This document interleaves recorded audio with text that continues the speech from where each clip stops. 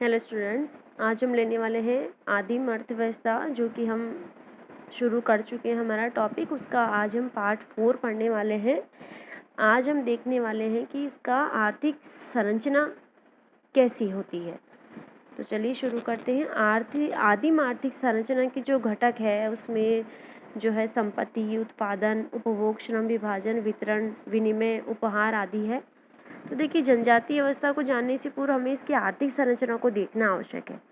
समाज में आर्थिक संरचना का निर्माण उत्पादन, उपभोग, विनिमय और वितरण के माध्यम से होता है। तो समाज की अर्थव्यवस्था की 4 प्रमुख घटक हैं। इनमें से किसी भी घटक में परिवर्तन या बदलाव होने से ही अर्थव्यवस्था में क्या आता है? बदलाव आता है।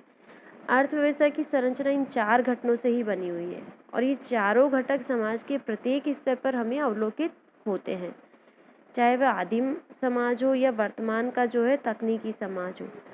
आर्थिक समाज से प्रारंभ हुई अर्थव्यवस्था धीरे धीरे जनजातीय, ग्रामीण, नगरीय, औद्योगिक और तकनीकी समाज के में विकास के नए नए सोपान प्राप्त करके आज एक महत्वपूर्ण स्थान लिए हुए है। तो जनजातीय समाज क्या होता है? एक सरल समाज होता है। अतः यहाँ की जो अर्थव्यवस्था है वो भी कैसी होती है? बिल्कुल सरल अर्थव्यवस्था होती है। जनजातीय अर्थव्यवस्था की जो संरचनात्मक व्याख्या मजूमदार जी ने, दुबे जी ने या हर्ट्ज़कोविट्ज़, जो कि हम पिछले पार्ट में पढ़ चुके हैं, इन्होंने दी है। जनजातीय आर्थिक संरचना में संपत्ति, उत्पादन, उपभोग, श्रम विभाजन आदि, जिनकी अभी अपन बात कर रहे हैं, ये इसके प्रमुख घटक है। तो आगे हम इनका अगर विस्तार से बात करें तो संपत्ति, पहला हम ये घटक ले लेते हैं, संपत्ति। तो संपत्ति अर्थव्यवस्था के प्रमुख घटक है। जनजातीय समाज की संपत्ति क्या होती है? प्रकृति होती है, क्योंकि प्रकृति से ही वो पूर्ण रूप से जुड़े हुए हैं। प्रकृति ही उनके लिए सब कुछ होती है। तो प्रकृति और प्राकृतिक उत्पादन क्या होते हैं? इनकी संपत्ति होती है और प्रत्येक जनजाति समाज पर इस पर जो है अपना हक मानती है। भूमि, पेड़ पौधे, जंगल, नदी, पर्वत, पशु प्रकृति के उत्पाद होते हैं और इनके साथ जो है प्रत्येक जनजातीय समूह अपना जो है भावनात्मक संबंध मानते हैं। इसलिए ये प्रकृति से अलग होना पसंद नहीं करते हैं। प्रकृति के साथ ही अभौतिक वस्तुओं जैसे कि जादू टोना, धर्म या कर्मकांड, गोत्र आदि को भी ये लोग अपनी संपत्ति के रूप में स्वीकार करते हैं। उत्पादन दूसरा यदि हम लेते हैं घटक, तो वो उत्पादन। तो जनजातीय अर्थव्यवस्था में स्व उपभोग महत्वपूर्ण होता है।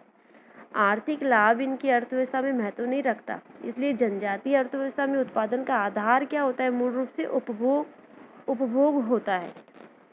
ठीक है। जनजातीय समाज अपने उपभोग के लिए प्रकृति से प्राप्त वस्तुओं के माध्यम से क्या करते हैं? उत्पादन करते हैं। इसलिए ये शिकार, मछली मारना, खाद्य पदार्थों को इकट्ठा करना, पशुपालन, कृषि कार्य आदि ऐसे कार्य करते हैं। इनके संपूर्ण अर्थव्यवस्था में उत्पादन का संबंध जो है व्यक्ति से नहीं होता है, बल्कि परिवार और समूह से होने के कारण हम जनजातीय अर्थव्यवस्था को क्या बोल सकते हैं? सामूहिक अर्थव्यवस्था। ठीक है। तीसरा घटक हम ले लेते हैं उपभोग। तो प्रत्येक अर्थव्यवस्था उपभोग की प्रकृति पर डिपेंड करती है। अर्थात कहने का मतलब है उपभोग के अनुसार ही अर्थव्यवस्था का संचालन होता है। जनजातीय समाज में उपभोग अत्यधिक सरल और सामान्य होता है। इनको फालतू के शौकों से ये बहुत दूर होते हैं।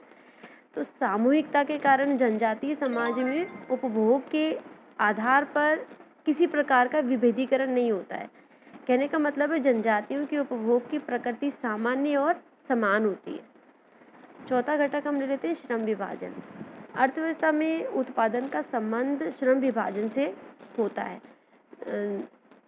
हमने दुर्किम की थ्योरी में पढ़ा था। दुर्किम ने अपने श्रम विभाजन के सिद्धांत में स्पष्ट किया था कि श्रम विभाजन उत्पादन के विशेष प्रतिमान से संबंधित होता है। जनजातीय समाज की एकता यांत्रिक एकता होती है, इसलिए इसमें उत्पाद के सभी कार्यों में सामूहिकता के साथ ही श्रम विभाजन भी देखने को मिलता है। लेकिन यह श्रम विभाजन विशेषीकृत नहीं होता, बल्कि उम्र, लिंग के आधार पर इनमें विभाजन होता है, श्रम विभाजन होता है। ऐसा हम दुर्किम की थ्योरी में पढ़ चुके हैं और वही बात इन जनजातीय समूह पर भी लागू होती है। आगे पांचवा घटक हम ले लेते हैं डिस्ट्रीब्यूशन, यानी कि वितरण। जनजातीय समाज की अर्थव्यवस्था उपभोग पर आधारित होती है। इसलिए इसमें उत्पादन का वितरण व्यक्ति की कार्य कुशलता पर आधारित नहीं होकर परिवार की आवश्यकता के आधार पर होता है। ठीक है, परिवार के सभी लोग मिलकर उत्पादन करते हैं और समान रूप से वह परिवार में बढ़ता है जो भी उत्पादन हुआ है। तो यही स्वरूप पूरे समुदाय में देखने को मिलता है। संपूर्ण जो समुदाय है समान रूप से वितरण कर आपस में सहयोग करते हैं, यानी कि उनकी आवश्यकता महत्वपूर्ण होती है, ना कि उनका लाभ। ठीक है, आगे हम ले लेते हैं विनिमय। तो विनिमय अर्थव्यवस्था की प्रमुख इकाई है। जनजातियों में विनिमय पारस्परिकता के सिद्धांत पर जोर देता है। इनमें सामाजिकता के आधार पर वस्तु विनिमय सामान्य रूप से होता है।